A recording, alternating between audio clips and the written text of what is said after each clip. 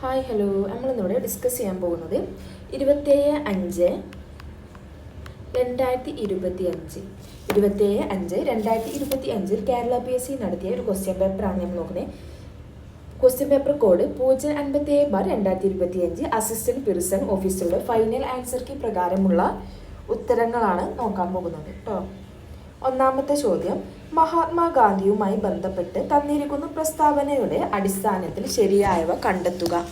മഹാത്മാഗാന്ധിയുമായി ബന്ധപ്പെട്ട് തന്നിരിക്കുന്ന പ്രസ്താവനയുടെ അടിസ്ഥാനത്തിൽ ശരിയായവ കണ്ടെത്തുക എന്നതാണ് ഒന്നാമത്തെ ക്വസ്റ്റ്യൻ. തന്നെയാണ്, ഡിലീറ്റഡ് ക്വസ്റ്റ്യൻ ആണ് കേട്ടോ.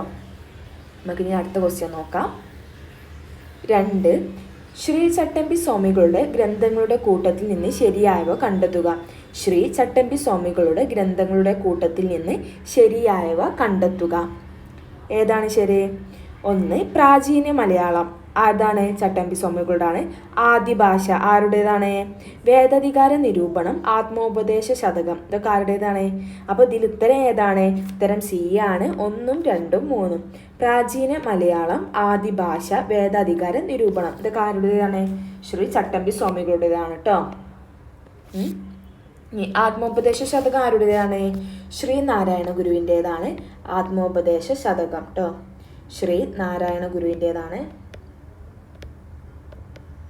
ശ്രീനാരായണ ഗുരു ആത്മോപദേശ ശതകം ഏതാണ്? ശ്രീനാരായണ ഗുരുവിൻ്റെതാണ്. പ്രാചീന മലയാളം, ആദിഭാഷ, വേദാധികാര നിരൂപണം ഇതൊക്കെ ആരുടേതാണ്? ചട്ടമ്പി സ്വാമികളുടേതാണ്. ആത്മോപദേശ ശതകം ശ്രീനാരായണ ഗുരു. ഇനി മൂന്നാമത്തെ ക്വസ്റ്റ്യന്, 1941 കയ്യൂർ ലഹളയുമായി ബന്ധപ്പെട്ട് 1943 കണ്ണൂർ സെൻട്രൽ ജയിലിൽ വെച്ച് തൂക്കിക്കൊന്നവരുടെ പട്ടികയിൽ നിന്ന് ശരിയായവ തിരഞ്ഞെടുത്തെഴുതുക. 1941 കയ്യൂർ ലഹളയുമായി ബന്ധപ്പെട്ട് 1943 കണ്ണൂർ സെൻട്രൽ ജയിലിൽ വെച്ച് തൂക്കിക്കൊന്നവരുടെ പട്ടികയിൽ നിന്ന് ശരിയായവ തിരഞ്ഞെടുക്കുക എന്നതാണ്. ഉത്തരം ഏതാണ്? ഉത്തരം എ ആണ്. 1, 2, 4. 1 പൊടവര കുഞ്ഞമ്പു നായർ, 2 കോയിത്താറ്റിൽ ചീരുകണ്ടൻ, 4 പള്ളിക്കൽ അബൂബക്കർ. ഇതാണ് കേട്ടോ. നാലാമത്തത്, അമേരിക്കൻ ആഭ്യന്തര യുദ്ധവുമായി ബന്ധപ്പെട്ട് തന്നിരിക്കുന്ന പ്രസ്താവനകളുടെ അടിസ്ഥാനത്തിൽ ശരിയായവ കണ്ടെത്തുക എന്നതാണ്. ഇതും ഡിലീറ്റഡ് ക്വസ്റ്റ്യൻ ആണ് കേട്ടോ. ഇനി അഞ്ചാമത്തത്, 1945 ഒക്ടോബർ 24 നിലവിൽ വന്ന ഐക്യരാഷ്ട്ര സംഘടനയുടെ ലക്ഷ്യങ്ങളുടെ കൂട്ടത്തിൽ നിന്ന് ശരിയായവ തിരഞ്ഞെടുക്കുക. 1945 ഒക്ടോബർ 24 നിലവിൽ വന്ന ഐക്യരാഷ്ട്ര സംഘടനയുടെ ലക്ഷ്യങ്ങളുടെ കൂട്ടത്തിൽ നിന്ന് ശരിയായവ തിരഞ്ഞെടുക്കുക എന്നതാണ്. ഉത്തരം ഏതാണ്? ഉത്തരം ഡി ആണ്. 1, 3, 4. 1 ഭാവി തലമുറ യുദ്ധത്തിൽ നിന്ന് രക്ഷിക്കുക. 2 ദേശീയ ന്യൂനപക്ഷങ്ങളോ പ്രശ്നങ്ങൾ പരിഹരിക്കുക. ശരിയായി തിരഞ്ഞെടുക്കുക എന്നതാണ് തെറ്റാണ്. 3 ലോക ജനതയുടെ സാമൂഹിക സാമ്പത്തിക പുരോഗതി ഉറപ്പുവരുത്തുക. 4 മനുഷ്യന്റെ മൗലികാവകാശങ്ങൾ ഉറപ്പുവരുത്തുക. ഇനി ആറാമത്തത്, പാമ്പൻ പാലവുമായി ബന്ധപ്പെട്ട് തന്നിരിക്കുന്ന പ്രസ്താവനകളുടെ അടിസ്ഥാനത്തിൽ ശരിയായവ തിരഞ്ഞെടുക്കുക. പാമ്പൻ പാലവുമായി ബന്ധപ്പെട്ട് തന്നിരിക്കുന്ന പ്രസ്താവനകളുടെ അടിസ്ഥാനത്തിൽ ശരിയായവ തിരഞ്ഞെടുക്കുക എന്നതാണ്. ഉത്തരം ഏതാണ്? ഉത്തരം സി ആണ്. 1, 3, 4. 1 രാജ്യത്തെ ആദ്യ വെർട്ടിക്കൽ ലിഫ്റ്റ് കടൽ പാലമാണ് പാമ്പൻ പാലം. 2 1961 പഴയ പാമ്പൻ പാലത്തിന്റെ നിർമ്മാണം പൂർത്തിയായി. ഇത് തെറ്റാണ് കേട്ടോ. 3 2025 ഏപ്രിൽ 6 പുതിയ പാമ്പൻ പാലത്തിന്റെ ഉദ്ഘാടനം പ്രധാനമന്ത്രി നിർവഹിച്ചു. ശരിയാണ്. 4 പുതിയ പാലത്തിന് സമുദ്രനിരപ്പിൽ നിന്ന് 2.5 മീറ്റർ ഉയരവും 2.08 കിലോമീറ്റർ നീളവുമുണ്ട്. ശരിയാണ്. അപ്പം ഏതൊക്കെയാണ് ശരി? രാജ്യത്തെ ആദ്യ വെർട്ടിക്കൽ ലിഫ്റ്റ് കടൽപ്പാലം ഏതാണെന്ന് ചോദിച്ചാൽ പാമ്പൻ പാലമാണ്. 2025 ഏപ്രിൽ 6 പുതിയ പാമ്പൻ പാലത്തിന് ഉദ്ഘാടനം നിർവഹിച്ചതാരാണ്? പ്രധാനമന്ത്രിയാണ്.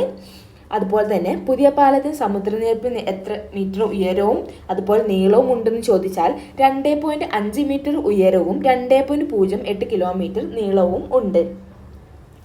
1961 പഴയ പാമ്പൻ പാലത്തിന് നിർമ്മാണം പൂർത്തിയായി. ഇത് ശരിയാണോ? അല്ല. ഏതാണ് ശരി? 1914 കേട്ടോ. പഴയ പാലത്തിന് പാമ്പൻ പാലത്തിന് ഇത് പൂർത്തിയായത് എന്നാണ്? 1914 പഴയ പാമ്പൻ പാലത്തിന്റെ നിർമ്മാണം പൂർത്തിയായത്. ഇതെവിടെയാണ് ചോദിച്ചാൽ തമിഴ്നാട്ടിലെ രാമനാഥപുരം ജില്ലയുടെ ഭാഗമായ പാമ്പൻ ദ്വീപിനെ പ്രധാന കരയുമായി ബന്ധിപ്പിക്കുന്ന പാലമാണിത് പാമ്പൻ പാലം. പാമ്പൻ പാലം എന്താണെന്ന് ചോദിച്ചാൽ തമിഴ്നാട്ടിലെ രാമനാഥപുരം ജില്ലയുടെ ഭാഗമായ പാമ്പൻ ദ്വീപിനെ പ്രധാന കരയുമായി ബന്ധിപ്പിക്കുന്ന പാലമാണ് എന്താണ് പാമ്പൻ പാലം. അപ്പോൾ രാജ്യത്തെ ആദ്യ വെർട്ടിക്കൽ ലിഫ്റ്റ് കടൽ പാലമാണ് പാമ്പൻ പാലം. 1961 പഴയ പാമ്പൻ പാലത്തിന്റെ നിർമ്മാണം പൂർത്തിയായത്? അല്ല. എന്നാണ്? 1914. ഇനി 7ാമത്തത് ശരിയായ പ്രസ്താവനകൾ ഏതെല്ലാമെന്ന് കണ്ടെത്തുക. ശരിയായ പ്രസ്താവനകൾ ഏതെല്ലാമെന്ന് കണ്ടെത്തുക എന്നതാണ്.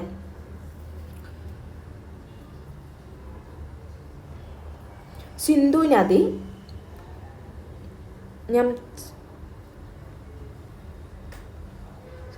നദി ഞംചമ്പർവയെ കീറിമുറിച്ച് ആഴമേറിയ താഴ്വരകളിലൂടെ ഒഴുകുന്നു. ശരിയാണോ? അല്ല. തെറ്റാണ്.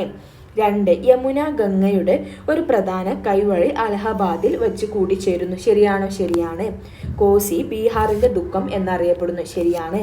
ബ്രഹ്മപുത്ര ടിബറ്റിലെ മാനസ സരോവർ തടാകത്തിൽ നിന്ന് ഉത്ഭവിക്കുന്നു. ശരിയാണ്. ഉത്തരം ഏതാണ്? ബി ആണ്. 2, 3, 4 ആണ് ശരി. അപ്പോൾ സിന്ധു നദി എന്താണ്? സിന്ധു നദിയുടെ ഉത്ഭവം എവിടെയെന്ന് ചോദിച്ചാൽ ടിബറ്റിലെ സിന്ധു നദിയുടെ ഉത്ഭവം എവിടെയെന്ന് ചോദിച്ചാൽ അത് എവിടെയാണ്? ടിബറ്റിലാണ് കേട്ടോ. സിന്ധു നദിയുടെ ഉത്ഭവം എവിടെയെന്ന് വെച്ചാൽ ടിബറ്റിലെ കൈലാഷ് പർവ്വത നിരക്ക് സമീപമുള്ള, അതായത് കൈലാഷ് പർവ്വത നിരക്ക് സമീപമുള്ള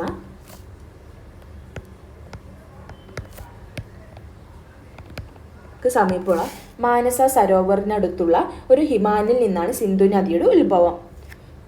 മനസ്സിലായോ? സിന്ധു നദിയുടെ ഉത്ഭവം ടിബറ്റിലെ കൈലാഷ് പർവ്വത നിരക്ക് സമീപമുള്ള മാനവ സരോവറിനടുത്തുള്ള ഒരു ഹിമാനിൽ നിന്നാണ് ഉത്ഭവം. അപ്പോൾ സിന്ധു നദി ഞംചമ്പർവയെ കീറിമുറിച്ച് ആഴമേറിയ താഴ്വാരകളിലൂടെ ഒഴുകുന്നു എന്നതാണ് പറഞ്ഞത്.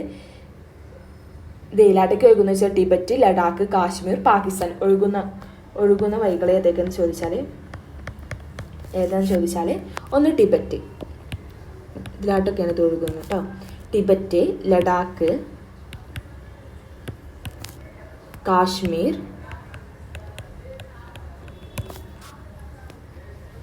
പാകിസ്ഥാൻ. ഇത്രയും രാജ്യങ്ങൾ. അടുത്തത് 8 ഗൾഫ് സ്ട്രീം എന്ന വേഗതമേറിയ സമുദ്രജല പ്രവാഹം ഏത് സമുദ്രത്തിന്റെ ഭാഗമാണ്? ഗൾഫ് സ്ട്രീം എന്ന വേഗതമേറിയ സമുദ്രജല പ്രവാഹം ഏത് സമുദ്രത്തിന്റെ ഭാഗമാണ്? ഉത്തരം ബി ആണ്. അറ്റ്ലാന്റിക് സമുദ്രം. 9 ഉഷ്ണമേഖല ചക്രവാതങ്ങൾ വിവിധ രാജ്യങ്ങളിലെ സമുദ്ര മേഖലകളിൽ പേരുകൾ നൽകിയിരിക്കുന്നു. ശരിയായവ ജോഡി കണ്ടെത്തുക എന്നതാണ്. 9ാമത് ഇന്ത്യൻ മഹാസമുദ്രം. 9 ഇന്ത്യൻ മഹാസമുദ്രം സൈക്ലോൺ. ശരിയാണ്. അറ്റ്ലാന്റിക് സമുദ്രം, കരീബിയൻ സമുദ്രം, ഹരിക്കെയിൻ. ശരിയാണ്. അടുത്തത് 3ാമത്തത് ചൈന കടൽ, പസഫിക് സമുദ്രം. ഏതാണ്? ടൈഫൂൺ. ശരിയാണ്. പശ്ചിമ ഓസ്ട്രേലിയൻ സമുദ്രം, ടൊർണാഡോ. ശരിയാണോ? അല്ല. തെറ്റാണ്. ഉഷ്ണമേഖലാ ചക്രവാതങ്ങൾ വിവിധ രാജ്യങ്ങളിലെ സമുദ്ര മേഖലകളിലെ പേരുകൾ നൽകിയിരിക്കുന്നു. ശരിയായ ജോഡി കണ്ടെത്തുക എന്നതാണ്. ഇന്ത്യൻ മഹാസമുദ്രം സൈക്ലോൺ. 2 അറ്റ്ലാന്റിക് സമുദ്രം, കരീബിയൻ സമുദ്രം, ഹരിക്കെയിൻ. 3 ചൈന കടൽ, പസഫിക് സമുദ്രം, ടൈഫൂൺ. 4 പശ്ചിമ ഓസ്ട്രേലിയൻ സമുദ്രം, ടൊർണാഡോ. ശരിയാണോ? അല്ല. അപ്പോൾ പശ്ചിമ ഓസ്ട്രേലിയൻ സമുദ്ര മേഖലകളിലെ കൊടുങ്കാറ്റുകളെയാണ് എന്ത്? ടൊർണാഡോ എന്ന് വിളിക്കുന്നത് കേട്ടോ.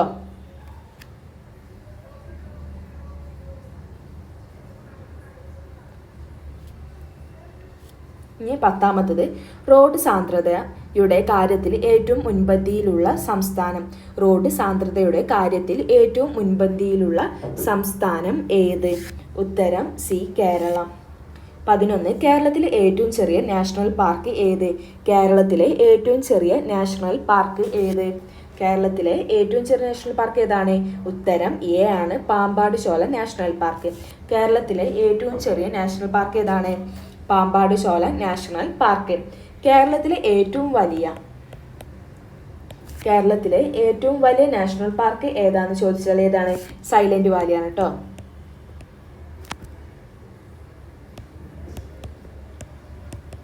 കേരളത്തിലെ ഏറ്റവും വലിയ നാഷണൽ പാർക്ക് ഏതാണെന്ന് ചോദിച്ചാൽ സൈലന്റ് വാലി. കേരളത്തിലെ ഏറ്റവും ചെറിയ നാഷണൽ പാർക്ക് ഏതാണെന്ന് ചോദിച്ചാൽ പാമ്പാട് ചോല നാഷണൽ പാർക്ക്. ഏറ്റവും വലിയ നാഷണൽ പാർക്ക് ഏതാണെന്ന് ചോദിച്ചാൽ സൈലന്റ് വാലി. സൈലന്റ് വാലി 235 ചതുരശ്ര കിലോമീറ്റർ ഉണ്ട് കേട്ടോ. സൈലന്റ് വാലി 235 ചതുരശ്ര കിലോമീറ്റർ ഉണ്ട്. പാലക്കാട് ജില്ലയിലെ നീലഗിരി കുന്നുകളിലാണ് സൈലന്റ് വാലി സ്ഥിതി ചെയ്യുന്നത്. പാലക്കാട്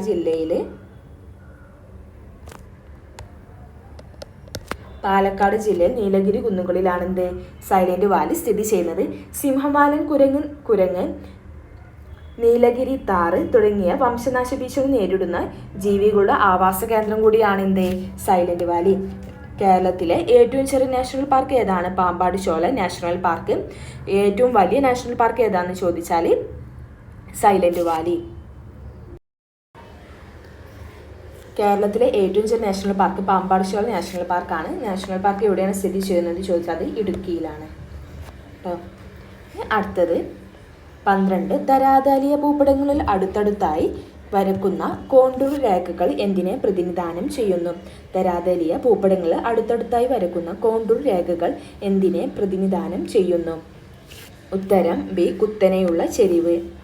13 നികുതി, പൊതുചെലവ് എന്നിവയുമായി ബന്ധപ്പെട്ട് സമ്പദ് വ്യവസ്ഥയിൽ സ്ഥിരത കൈവരിക്കുന്നതിനുള്ള ഗവൺമെന്റിന്റെ നയം അറിയപ്പെടുന്നത്. നികുതി, പൊതുചെലവ് എന്നിവയുമായി ബന്ധപ്പെട്ട് സമ്പദ് വ്യവസ്ഥയിൽ സ്ഥിരത കൈവരിക്കുന്നതിനുള്ള ഗവൺമെന്റിന്റെ നയം അറിയപ്പെടുന്നത്. ഉത്തരം ബി, ധനനയം. 14 ഇറക്കുമതി ചുങ്ക നിരക്ക് കുറച്ചുകൊണ്ടുവരിക എന്ന ലക്ഷ്യം ഏതു പരിഷ്കാരവുമായി ബന്ധപ്പെട്ടിരിക്കുന്നു? ഇറക്കുമതി ചുങ്ക നിരക്ക് കുറച്ചുകൊണ്ടുവരിക എന്ന ലക്ഷ്യം ഏതു പരിഷ്കാരവുമായി ബന്ധപ്പെട്ടിരിക്കുന്നു? ഉത്തരം സി ആണ്, വ്യാപാര നിക്ഷേപ പരിഷ്കാരങ്ങൾ. 15 ഗ്രാമീണ മേഖലയിലുള്ള എല്ലാ ധനകാര്യ പ്രവർത്തനങ്ങളെയും ഏകോപിപ്പിക്കുന്ന ബാങ്ക് ഏത്? ഗ്രാമീണ മേഖലയിലുള്ള എല്ലാ ധനകാര്യ പ്രവർത്തനങ്ങളെയും ഏകോപിപ്പിക്കുന്ന ബാങ്ക് ഏതാണ്? ഉത്തരം ദേശീയ കാർഷിക ഗ്രാമീണ വികസന ബാങ്ക്. ഉത്തരം ഡി ആണ്, ദേശീയ കാർഷിക ഗ്രാമീണ വികസന ബാങ്ക്. 16 നീതി ആയോഗിന്റെ സാമ്പത്തിക ആരോഗ്യ സൂചിക 2025 പ്രകാരം മുന്നിൽ നിൽക്കുന്ന സംസ്ഥാനം ഏത്?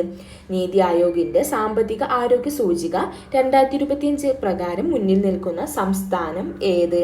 ഉത്തരം ബി ആണ്, ഒഡീഷ. 17 താഴെ കൊടുത്തിരിക്കുന്നതിൽ ഇന്ത്യൻ പഞ്ചവത്സര പദ്ധതികളുമായി ബന്ധപ്പെട്ട് ശരിയല്ലാത്ത പ്രസ്താവന ഏത്? താഴെ കൊടുത്തിരിക്കുന്നവയിൽ ഇന്ത്യൻ പഞ്ചവത്സര പദ്ധതികളുമായി ബന്ധപ്പെട്ട് ശരിയല്ലാത്ത പ്രസ്താവന ഏത്?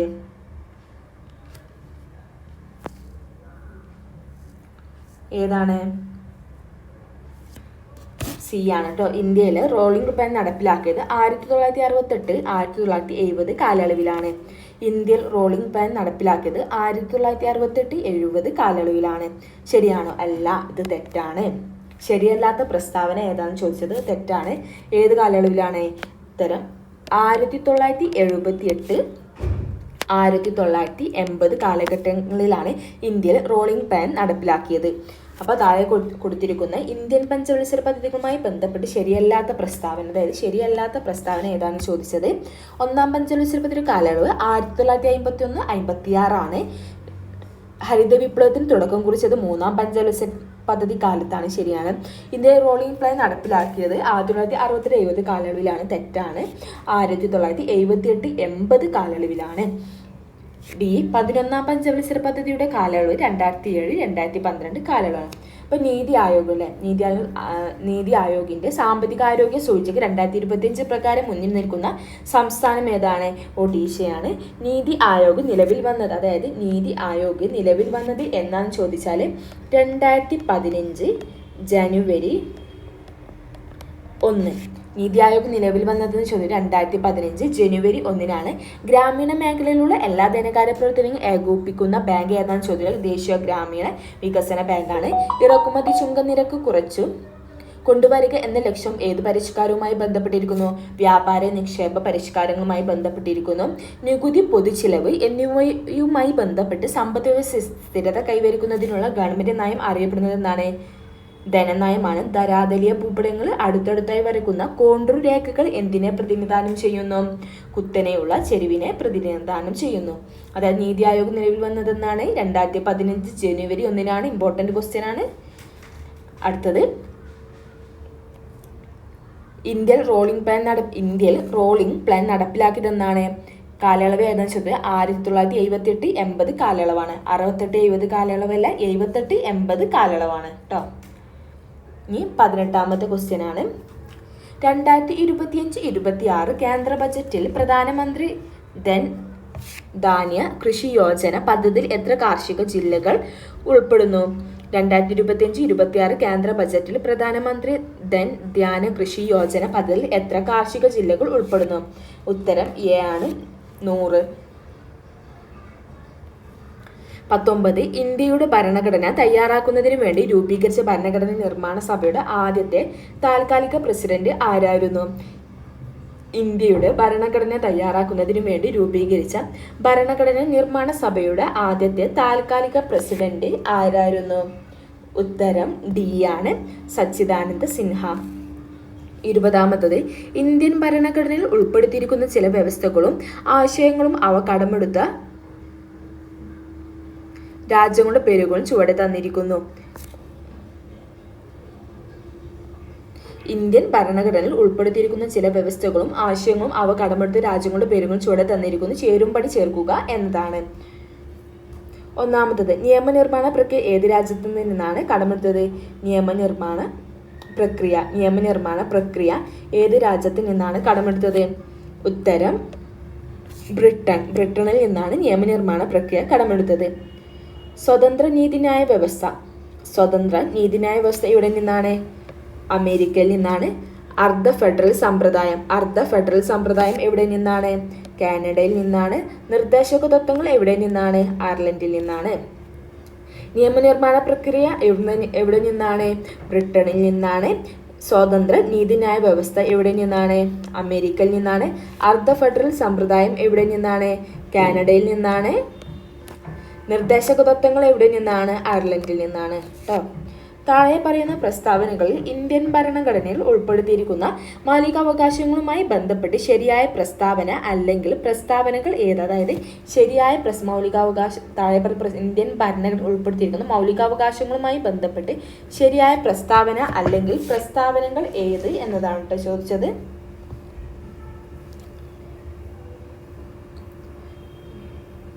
ശരിയായ പ്രസ്താവനകൾ ഏതെന്ന് ചോദിച്ചത്. ഉത്തരം ബി ആണ്, 2 മാത്രം. 1978 46ാമത് ഭരണഘടനാ ഭേദഗതിയിലൂടെ സ്വത്തവകാശം മൗലികാവകാശങ്ങളുടെ പട്ടികയിൽ നിന്ന് നീക്കം ചെയ്തു. ശരിയായ പ്രസ്താവന ഏതാണെന്ന് ചോദിച്ചത്. അതിൽ ഏത് മാത്രം ശരി? 2 മാത്രമാണ് ശരി, ബി ആണ്. 1978 44ാമത് അതായത് 1978 44ാമത് ഭരണഘടനാ ഭേദഗതിയിലൂടെ സ്വത്തവകാശം മൗലികാവകാശങ്ങളുടെ പട്ടികയിൽ നിന്ന് നീക്കം ചെയ്തു. ഇതാണ് ശരി. മൗലികാവകാശങ്ങൾ എന്ന ആശയം ഫ്രാൻസിന്റെ ഭരണഘടനയിൽ നിന്നാണ് കടമെടുത്തത്. ശരിയാണോ? മൗലികാവകാശം എവിടെ നിന്നാണ് കടമെടുത്തത്? അത് അമേരിക്കയിൽ നിന്നാണ്. മൗലികാവകാശങ്ങൾ എവിടെ നിന്നാണ് കടമെടുത്തത്? ഫ്രാൻസിൽ നിന്നല്ല, അമേരിക്കയിൽ നിന്നാണ് അമേരിക്കൻ ഭരണഘടനയിൽ നിന്നാണ് കടമെടുത്തത്. 1978 44ാമത് ഭരണഘടനാ ഭേദഗതിയിലൂടെ സ്വത്തവകാശം മൗലികാവകാശങ്ങളുടെ പട്ടികയിൽ നിന്ന് നീക്കം ചെയ്ത് നിലവിൽ ഇന്ത്യൻ ഭരണഘടന 7 മൗലികാവകാശങ്ങൾ ഉറപ്പു നൽകുന്നു. 7 മൗലികാവകാശങ്ങൾ ഉറപ്പു നൽകുന്നുണ്ടോ? ഇല്ല. എത്ര മൗലികാവകാശങ്ങൾ ഉറപ്പു നൽകുന്നത്? 6 അവകാശങ്ങളാണ് ഉറപ്പു നൽകുന്നത്. നിലവിൽ ഇന്ത്യൻ ഭരണഘടന എത്ര മൗലികാവകാശങ്ങളാണ് ഉറപ്പു നൽകുന്നത്? 6 മൗലികാവകാശങ്ങളാണ്.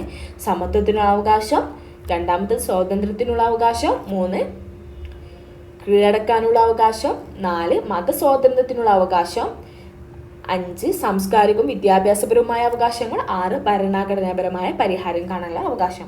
1 സമത്വത്തിനുള്ള അവകാശം, 2 സ്വാതന്ത്ര്യത്തിനുള്ള അവകാശം, 3 ചൂഷണത്തിനെതിരായ അവകാശം, 4 മതസ്വാതന്ത്ര്യത്തിനുള്ള അവകാശം, 5 സാംസ്കാരികവും വിദ്യാഭ്യാസപരവുമായ അവകാശങ്ങൾ, 6 ഭരണഘടനാപരമായ പരിഹാരം കാണാനുള്ള അവകാശം. 6 അവകാശങ്ങളാണുള്ളത്. ഇനി 22 ഇന്ത്യൻ ഭരണഘടനയിൽ വരുത്തിയ ചില പ്രധാനപ്പെട്ട ഭേദഗതികൾ ചുവടെ തന്നിരിക്കുന്നു. ചേരുംപടി ചേർക്കുക, അതായത് ചേരുംപടി ചേർക്കുക എന്നതാണ്. 42ാമത് ഭേദഗതി ഭരണഘടനയുടെ ആമുഖത്തിൽ സോഷ്യലിസ്റ്റ്, സെക്യുലർ എന്നീ ആശയങ്ങൾ ഉൾപ്പെടുത്തി. 42ാമത് ഭേദഗതി ഭരണഘടനയുടെ ആമുഖത്തിൽ സോഷ്യലിസ്റ്റ്, സെക്യുലർ എന്നീ ആശയങ്ങൾ ഉൾപ്പെടുത്തി. 86ാമത് ഭേദഗതി കൂറുമാറ്റ നിരോധന നിയമം. 86ാമത് ഭേദഗതി കൂറുമാറ്റ നിരോധന നിയമം. 73ാമത് ഭേദഗതി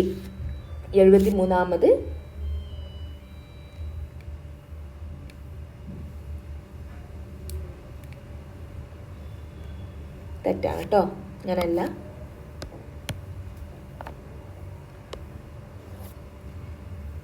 42ാമത് ഭേദഗതി ഏതാണ്?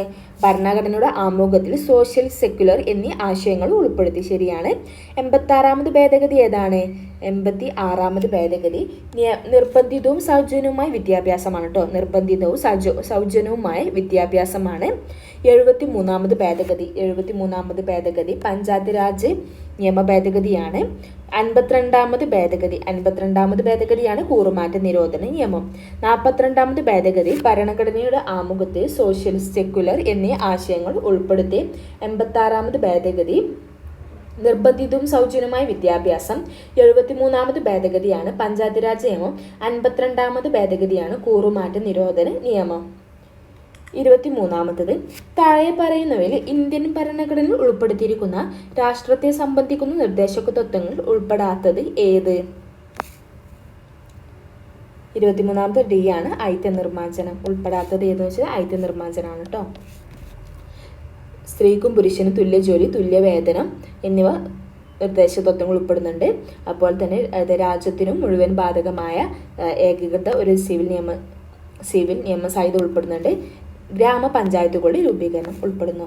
ഇനി അടുത്തത് 24ാമത് താഴെ പറയുന്നവയിൽ കേന്ദ്ര കാര്യനിർവഹണ വിഭാഗവുമായി ബന്ധപ്പെട്ട് ശരിയായ പ്രസ്താവന അല്ലെങ്കിൽ പ്രസ്താവനകൾ ഏത് എന്നതാണ്. ഉത്തരം എ ആണ്, 1ഉം 2ഉം മാത്രം. ഇന്ത്യൻ ഭരണഘടന അനുസരിച്ച് രാഷ്ട്രത്തിന്റെ തലവൻ പ്രസിഡന്റും ഗവൺമെന്റിന്റെ തലവൻ പ്രധാനമന്ത്രിയുമാണ്. ശരിയാണ്. ഇന്ത്യൻ ഭരണഘടന അനുസരിച്ച് രാഷ്ട്രത്തിന്റെ തലവൻ പ്രസിഡന്റും ഗവൺമെന്റിന്റെ തലവൻ ആരാണ്? പ്രധാനമന്ത്രിയുമാണ്. ശരിയാണ്. ഇന്ത്യൻ പാർലമെന്റ് പാസ്സാക്കുന്ന എല്ലാ ബില്ലുകളും നിയമമാക്കുന്നത് പ്രസിഡന്റ് അംഗീകാരത്തോടു കൂടിയാണ്. അതായത് ഇന്ത്യൻ പാർലമെന്റ് പാസ്സാക്കുന്ന എല്ലാ ബില്ലുകളും നിയമമാക്കുന്നത് ആരുടെ അംഗീകാരത്തോടു കൂടിയാണ്? പ്രസിഡന്റിന്റെ അംഗീകാരത്തോടു കൂടിയാണ്. 3ാമത് ഭരണഘടനയുടെ 91ാമത് ഭേദഗതി അനുസരിച്ച് കേന്ദ്രമന്ത്രിസഭയുടെ പരമാവധി അംഗസംഖ്യ ലോകസഭയുടെ മൊത്തം അംഗങ്ങളുടെ 20% കൂടാൻ പാടില്ല. ഇത് ശരിയാണോ? അല്ല, തെറ്റാണ്. ഭരണഘടനയുടെ 91ാമത് ഭേദഗതി പ്രകാരം കേന്ദ്രമന്ത്രിസഭയിലെ ആകെ അംഗങ്ങളുടെ ലോകസഭയിലെ മൊത്തം അംഗങ്ങളുടെ എണ്ണത്തിൽ 15% കൂടാൻ പാടില്ല എന്നതാണ്. എങ്ങനെയാണ്? ലോകസഭ മൊത്തം അംഗങ്ങളുടെ ഭരണഘടനയുടെ 91ാമത് ഭേദഗതി അനുസരിച്ച് കേന്ദ്രമന്ത്രിസഭയുടെ പരമാവധി അംഗസംഖ്യ ലോകസഭയിലെ മൊത്തം അംഗങ്ങളുടെ 20 അല്ല 15 കേട്ടോ, 15% കൂടാൻ പാടില്ല എന്നതാണ്. 25ാമത് താഴെ പറയുന്ന ഇനങ്ങളിൽ നിന്നും കൺകറന്റ് ലിസ്റ്റിൽ ഉൾപ്പെട്ട വിഷയം കണ്ടെത്തുക. താഴെ പറയുന്ന ഇനങ്ങളിൽ നിന്നും കൺകറന്റ് ലിസ്റ്റിൽ ഉൾപ്പെട്ട വിഷയം കണ്ടെത്തുക. ഉത്തരം ബി ആണ്, വനം. 26ാമത് ഇന്ത്യൻ ഭരണഘടനയുടെ 73ാമത് ഭേദഗതി പ്രകാരം ഇന്ത്യയിൽ നടപ്പിലാക്കിയ പഞ്ചായത്ത് രാജ് നിയമവുമായി ബന്ധപ്പെട്ട് ശരിയായ പ്രസ്താവന ഏത്? ഇന്ത്യൻ ഭരണഘടനയുടെ 73ാമത് ഭേദഗതി പ്രകാരം ഇന്ത്യയിൽ നടപ്പിലാക്കിയ പഞ്ചായത്ത് രാജ് നിയമവുമായി ബന്ധപ്പെട്ട് ശരിയായ പ്രസ്താവന ഏത്? ഉത്തരം സി ആണ്, 1ഉം 3ഉം. 1 സംസ്ഥാനം, ഗ്രാമ, ബ്ലോക്ക്, ജില്ലാ തലത്തിൽ ഒരു ത്രിതല പഞ്ചായത്ത് രാജ് സംവിധാനം സ്ഥാപിക്കുന്നത് നിയമം വ്യവസ്ഥ ചെയ്യുന്നു. 3ാമത് പഞ്ചായത്തുകളുടെ അധികാരങ്ങളും ചുമതലകളുമായി ബന്ധപ്പെട്ട വിഷയങ്ങൾ ഭരണഘടന 11ാം പട്ടികയിൽ ഉൾപ്പെടുത്തിയിട്ടുണ്ട്. ശരിയാണ്. സംസ്ഥാനങ്ങളിലെ ഗ്രാമ, ബ്ലോക്ക്, ജില്ലാ തലത്തിൽ ഒരു ത്രിതല പഞ്ചായത്ത് രാജ് സംവിധാനം സ്ഥാപിക്കുന്നതിന് ഈ നിയമം വ്യവസ്ഥ ചെയ്യുന്നു. 3ാമത് പഞ്ചായത്തുകളുടെ അധികാരങ്ങളും ചുമതലകളുമായി ബന്ധപ്പെട്ട വിഷയങ്ങൾ ഭരണഘടനയുടെ 11ാം പട്ടികയിൽ ഉൾപ്പെടുത്തിയിട്ടുണ്ട്. ഇനി 2ാമത് നോക്കാം നമുക്ക്. സംസ്ഥാനങ്ങളിലെ പ്രാദേശിക ഗവൺമെന്റുകളുടെ ധനസ്ഥിതി പരിശോധിക്കുന്നതിനായി ഓരോ 10 വർഷം കൂടുന്തോറും സംസ്ഥാന ഗവൺമെന്റ് ഒരു സംസ്ഥാന ധനകാര്യ കമ്മീഷനെ നിയമിക്കുന്നതിന് ഈ നിയമം വ്യവസ്ഥ ചെയ്യുന്നു. ശരിയാണോ? അല്ല, തെറ്റാണ്. എത്ര വർഷം കൂടുന്തോറുമാണ്? 5 വർഷം കൂടുന്തോറാണ് കേട്ടോ, 10 അല്ല 5 അനുച്ഛേദം, അതായത് ആർട്ടിക്കിൾ 241 243 ആട്ടോ. ആർട്ടിക്കിൾ 243 1, അതായത് 243 പഞ്ചായത്തുകൾ ധനസ്ഥിതി അവലോകനം ചെയ്യുന്നതിന് 5 വർഷത്തിലൊരിക്കൽ സംസ്ഥാന ഗവർണർ സംസ്ഥാന ധനകാര്യ കമ്മീഷനെ നിയമിക്കാൻ വ്യവസ്ഥ ചെയ്യുന്നു. അല്ല, എത്ര വർഷത്തേക്ക്? 5 വർഷം. 10 വർഷം കൂടുന്നതുമില്ല, 5 വർഷം കൂടുമ്പോഴാണ് കേട്ടോ. അതുപോലെ തന്നെ അനുച്ഛേദം 243 പ്രകാരം മുനിസിപ്പാലിറ്റികളുടെ ധനസ്ഥിതി അവലോകനം ചെയ്യുന്നതിനായി ഇതേ കമ്മീഷൻ തന്നെ 5 വർഷത്തിലൊരിക്കൽ റിപ്പോർട്ട് സമർപ്പിക്കുന്നു.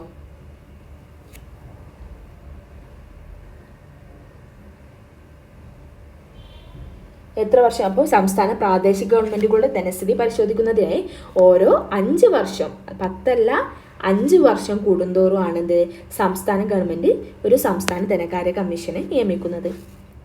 ഇനി അടുത്തത് 27ാമത്തത്, ഇന്ത്യയിൽ എല്ലാ തിരഞ്ഞെടുപ്പുകളും ഒരുമിച്ച് നടത്തുന്നതിനായി അവതരിപ്പിക്കപ്പെട്ട ഒരു രാജ്യം ഒരു തിരഞ്ഞെടുപ്പ് എന്ന ആശയത്തെക്കുറിച്ച് പഠിച്ച് റിപ്പോർട്ട് സമർപ്പിക്കുന്നതിനായി കേന്ദ്ര സർക്കാർ നിയോഗിച്ച ഉന്നതതല സമിതിയുടെ അധ്യക്ഷൻ ആരാണ്? ഒന്നുകൂടി വായിക്കാം. ഇന്ത്യയിൽ എല്ലാ തിരഞ്ഞെടുപ്പുകളും ഒരുമിച്ച് നടത്തുന്നതിനായി അവതരിപ്പിക്കപ്പെട്ട ഒരു രാജ്യം ഒരു തിരഞ്ഞെടുപ്പ് എന്ന ആശയത്തെക്കുറിച്ച് പഠിച്ച് റിപ്പോർട്ട് സമർപ്പിക്കുന്നതിനായി കേന്ദ്ര സർക്കാർ നിയോഗിച്ച ഉന്നതതല സമിതിയുടെ അധ്യക്ഷൻ ആരാണ്? രാംനാഥ് കോവിന്ദ്. ഉത്തരം സി ആണ്, രാംനാഥ് കോവിന്ദ്. 28ാമത്തത്, കേരളത്തിലെ മൂന്നക്ക സമുദായങ്ങളിലെ സാമ്പത്തികമായി പിന്നോക്കം നിൽക്കുന്ന കുടുംബങ്ങളിലുള്ളവർക്ക് വിദ്യാഭ്യാസത്തിനും പ്രവേശന അല്ലെങ്കിൽ മത്സര പരിശീലനത്തിനും കേരള സംസ്ഥാന മൂന്നക്ക സമുദായ ക്ഷേമ കോർപ്പറേഷൻ നൽകുന്ന സ്കോളർഷിപ്പിന്റെ പേരെന്താണ്? ഡി ആണ്, വിദ്യാസമുദി. 29, കേരള സംസ്ഥാന ആസൂത്രണ ബോർഡിന്റെ അധ്യക്ഷൻ ആരാണ്? കേരള സംസ്ഥാന ആസൂത്രണ ബോർഡിന്റെ അധ്യക്ഷൻ ആരാണ്? മുഖ്യമന്ത്രിയാണ്. 30ാമത്തത്, ഇന്ത്യയിൽ നടപ്പിലാക്കിയ പഞ്ചായത്ത് രാജ്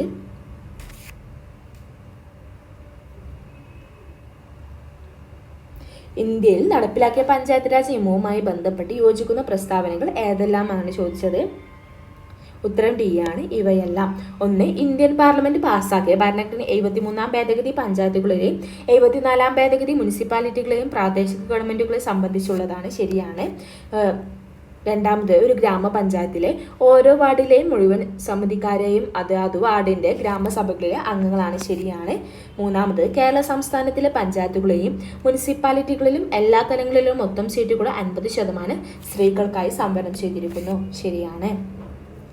31ാമത്തത്, മയക്കുമരുന്നുകളുടെ വിതരണവും ഉപയോഗവും വ്യാപനവും തടയാൻ കേരള സംസ്ഥാന പോലീസ് രൂപം നൽകിയ പദ്ധതിയുടെ പേരെന്ത്?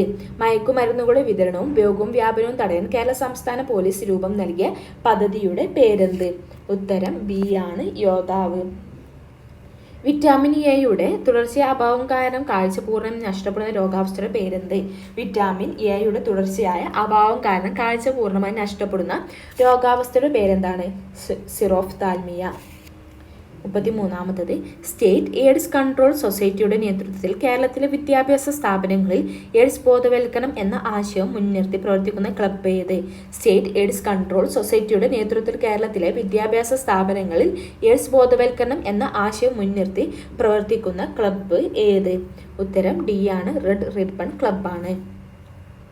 34ാമത്തത്, മനുഷ്യനിലെ അസ്ഥികളുമായി ബന്ധപ്പെട്ട് ചില പ്രശ്നങ്ങൾ ചുവടെ നൽകിയിരിക്കുന്നു. അവയിൽ നിന്ന് ശരിയായവ തിരഞ്ഞെടുക്കുക. ഉത്തരം ബി ആണ്, 1ഉം 2ഉം ആണ് ശരി. 1, പ്രായപൂർത്തിയായ മനുഷ്യ ശരീരത്തിൽ 206 അസ്ഥികളുണ്ട്. അപ്പോൾ മനുഷ്യ ശരീരത്തിൽ എത്ര അസ്ഥികളുണ്ട് വെച്ചാൽ 206 അസ്ഥികളുണ്ട്. പ്രായപൂർത്തിയായ മനുഷ്യ ശരീരത്തിൽ എത്ര അസ്ഥികളുണ്ട്? 206 അസ്ഥികളുണ്ട്. മനുഷ്യരിൽ 12 ജോഡി വാരിയലുകൾ ഉണ്ട്. മനുഷ്യർ എത്ര ജോഡി വാരിയലുകളുണ്ട്? 12 ജോഡി വാരിയലുകൾ ഉണ്ട്. മനുഷ്യരിൽ തലയൊട്ടിയിൽ മാത്രം 32 അസ്ഥികളുണ്ട്. ശരിയാണ്? അല്ല, തെറ്റാണ്. എത്ര അസ്ഥികളുണ്ട്? തലയൊട്ടിയിൽ മാത്രം എത്ര അസ്ഥികളുണ്ട്? 8 അസ്ഥികളാണ് ഉള്ളത്. ഇനി 35ാമത്തത്, അമൃതദേവി ബിഷ്ണോയ് അവാർഡ് ഏത് മേഖലയുമായി ബന്ധപ്പെട്ടിരിക്കുന്നു? ഉത്തരം സി ആണ്, വനസംരക്ഷണം. 36, സൗത്ത് ആഫ്രിക്കയിൽ നിന്ന് അടുത്ത കാലത്തായി കണ്ടെത്തിയ ഹൊമനോലഡി എന്ന മനുഷ്യ പൂർവികന്റെ അവശിഷ്ടങ്ങൾ ലഭ്യമായത് ഏത് ഗുഹയിൽ നിന്നാണ്? ഉത്തരം ബി ആണ്, rising star cave. 37 American president Ronald Trump woman with wild hair എന്ന് വിശേഷിപ്പിച്ചത് ആരെയാണ്? American president Ronald Trump woman with wild hair എന്ന് വിശേഷിപ്പിച്ചത് ആരെയാണ്? സുനിത വില്യംസിനെയാണ്. 38 ദൃശ്യപ്രകാശത്തിന്റെ ആവൃത്തി F1 മൈക്രോവേവിന്റെ ആവൃത്തി F2 എക്സ് കിരണങ്ങളുടെ ആവൃത്തി F3 ആണെങ്കിൽ താഴെ തന്നിരിക്കുന്നതിൽ നിന്നും ശരിയായത് കണ്ടെത്തുക എന്നതാണ്. ഉത്തരം എ ആണ് കേട്ടോ ശരി. F3, F1, F2. 39 ഒരു പ്രൊജക്ടൈലിന്റെ പറക്കൽ സമയം 2 സെക്കൻഡാണ്. അതിന്റെ പരമാവധി ഉയരം കണക്കാക്കുക എന്നതാണ്. ഉത്തരം ബി ആണ്, 5 മീറ്റർ. 40 താഴെ പറയുന്ന പ്രസ്താവനകളിൽ ഗുരുത്വാകർഷണം മൂലം ത്വരണത്തെ സംബന്ധിച്ച ശരിയായ പ്രസ്താവന ഏത് എന്നതാണ്. 1 ഭൗമോപരിതലത്തിൽ നിന്നും മുകളിലേക്ക് പോകുന്തോറും ജിയുടെ അതായത് ഗ്രാവിറ്റി മൂല്യം കുറഞ്ഞു വരുന്നു. ശരിയാണ്. ഭൗമോപരിതലത്തിൽ നിന്നും ആഴത്തിലേക്ക് പോകുന്തോറും ജിയുടെ മൂല്യം കൂടി വരുന്നു. ശരിയാണോ? അല്ല, തെറ്റാണ്. കുറഞ്ഞു വരുന്നു എന്നതാണ് കേട്ടോ. 3 ധ്രുവപ്രദേശങ്ങൾ ജിക്ക് ഏറ്റവും ഉയർന്ന മൂല്യം. ശരിയാണ്. ഉത്തരം സി ആണ്, 1, 3 ആണ് ശരി. 1 ഭൗമോപരിതലത്തിൽ നിന്നും മുകളിലേക്ക് പോകുന്തോറും ജിയുടെ മൂല്യം കുറഞ്ഞു വരുന്നു. ശരിയാണ്. ഭൗമോപരിതലത്തിൽ നിന്നും ആഴത്തിലേക്ക് പോകുന്തോറും ജിയുടെ മൂല്യം കൂടി വരുന്നു. തെറ്റാണ്, കുറഞ്ഞു വരുന്നു എന്നതാണ്. ധ്രുവപ്രദേശങ്ങളിലാണ് ജിക്ക് ഏറ്റവും ഉയർന്ന മൂല്യം.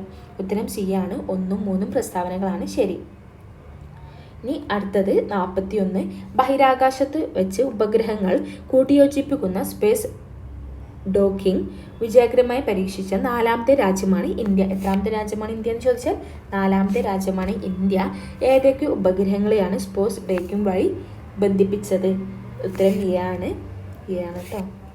SDX-01 SDX-02. 42 ചില മൂലകങ്ങൾ ബ്ലോക്ക് അടിസ്ഥാനത്തിൽ പട്ടികപ്പെടുത്തിയിരിക്കുന്നു. ഇതിൽ നിന്നും ട്രാൻസ് യുറേനിയം മൂലകത്തെ കണ്ടെത്തുക എന്നതാണ്. ഏതാണ്? ഉത്തരം സി ആണ്, ഫെർമിയ. 43 താഴെ കൊടുത്തിട്ടുള്ള പ്രസ്താവനകൾ അമോണിയ എന്ന സംയുക്തത്തിനെ കുറിച്ച് ശരിയായവ കണ്ടെത്തുക. ഉത്തരം ബി ആണ്, 1, 2 ആണ് കേട്ടോ. 1 അമോണിയ തന്മാത്രയ്ക്ക് ത്രികോണീയ പിരമിഡ് ആകൃതിയാണ്. 2 രൂക്ഷഗന്ധമുള്ള നിറമില്ലാത്ത വാതകമാണ്. എന്ത്? അമോണിയ. ചുവടെ കൊടുത്തിരിക്കുന്ന ഗ്രാഫ് ഏത് വാതക നിയമത്തെ പ്രതിനിധാനം ചെയ്യുന്നു? ചുവടെ കൊടുത്തിരിക്കുന്ന ഗ്രാഫ് ഏത് വാതക നിയമത്തെ പ്രതിനിധാനം ചെയ്യുന്നു? ഉത്തരം സി ആണ്, ഗൈ-ലൂസാക്ക് നിയമം കേട്ടോ. ഇനി അടുത്തത് 45 ചന്ദ്രന്റെ ദക്ഷിണ ധ്രുവത്തിൽ ഏത് അലോഹമാണ് മൂലകത്തിന് സാന്നിധ്യമെന്ന് ചന്ദ്രയാൻ 3 കണ്ടെത്തിയത്? ചന്ദ്രന്റെ ദക്ഷിണ ധ്രുവത്തിൽ ഏത് അലോഹ മൂലകത്തിന്റെ സാന്നിധ്യമാണ് ചന്ദ്രയാൻ 3 കണ്ടെത്തിയത്? ഉത്തരം എ ആണ്, യെസ്. 46 തൃശൂർ പൂരം ആരംഭിച്ച രാജാവ് ആരാണ്? തൃശൂർ പൂരം ആരംഭിച്ച രാജാവ് ആരാണ്? ശക്തൻ തമ്പുരാൻ. തൃശൂർ പൂരം ആരംഭിച്ച രാജാവ് ആരാണ്? ശക്തൻ തമ്പുരാൻ. തൃശൂർ പൂരം ആരംഭിച്ച രാജാവ് ആരാണ്? ശക്തൻ തമ്പുരാൻ. 47 താഴെ പറയുന്നവയിൽ 2024 മേജർ ധ്യാൻ ചന്ദ് ഖേൽ രത്ന അവാർഡ് നേടാത്തത് ആര്? താഴെ പറയുന്നവയിൽ 2024 മേജർ ധ്യാൻ ചന്ദ് ഖേൽ രത്ന അവാർഡ് നേടാത്തത് ആര്? ഉത്തരം ഡി ആണ്, സുഖ്ജിത് സിംഗ്. ആരൊക്കെ 2024 ആരൊക്കെ നേടിയിട്ടുണ്ട്?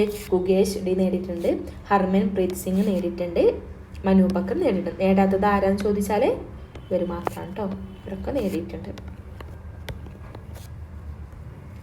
ഇനി 48 താഴെ കൊടുത്തിരിക്കുന്നതിൽ മാർ കുര്യാക്കോസ് ഏലിയാസ് ചവറയുമായി ബന്ധപ്പെട്ട് ശരിയായ പ്രസ്താവനകൾ ഏതെല്ലാം എന്നതാണ് ചോദിച്ചത്. ഉത്തരം ബി ആണ്, 1, 2 മാത്രമാണ്. 1 പ്രായം ചെന്നവർക്ക് വേണ്ടി മധ്യ കേരളത്തിൽ അനാഥാലയം സ്ഥാപിച്ചു. ശരിയാണ്. 2ാമത്തെ സംസ്കൃത വിദ്യാലയം സ്ഥാപിച്ചു. ശരിയാണ്. ആരാണ്? മാർ കുര്യാക്കോസ് ഏലിയാസ്. ചവറയുമായി ബന്ധപ്പെട്ട് ശരിയായ പ്രസ്താവന മാർ കുര്യാക്കോസ് ഏലിയാസ് ആണ്. പ്രായം ചെന്നവർക്ക് വേണ്ടി മധ്യ കേരളത്തിൽ അനാഥാലയങ്ങൾ സ്ഥാപിച്ചത് ആരാണ്? മാർ കുര്യാക്കോസ് ഏലിയാസ് ആണ്. സംസ്കൃത വിദ്യാലയം സ്ഥാപിച്ചു. വേദാധികാര നിരൂപണം എന്ന ഗ്രന്ഥം രചിച്ചത് തെറ്റാണ്. ആരാണ് രചിച്ചത്? ഇത് ചട്ടമ്പി സ്വാമികളാണ് രചിച്ചത് കേട്ടോ. ചട്ടമ്പി സ്വാമികൾ ശരി. 1, 2 മാത്രമാണ് ശരി. 49 ഇരമിയൻ തമ്പി രചിച്ച ആട്ടക്കഥകൾ താഴെ പറയുന്നവയിൽ ഏതാണ്? ഇരമിയൻ തമ്പി രചിച്ച ആട്ടക്കഥകൾ താഴെ പറയുന്നവയിൽ ഏതാണ് എന്നതാണ് ഉത്തരം. സി ആണ്, 1ഉം 2ഉം മാത്രം. കീചകവധം പിന്നെ ഉത്തര സ്വയംവരം, ഇത് രണ്ടാണ് കേട്ടോ. ഇരമ്പിയൻ തമ്പി രചിച്ച ആട്ടക്കഥകൾ താഴെ പറയുന്ന ഏതെങ്കിലും ചോദിച്ചാൽ സോറി കേട്ടോ, 1ഇല്ല കേട്ടോ, 2ഉം 3 മാത്രം. നരക സി അല്ല, സി തന്നെയാണ് കേട്ടോ, സോറി തെറ്റിപ്പോയി, ഇതല്ല, ഇതന്നെയാണ് കേട്ടോ.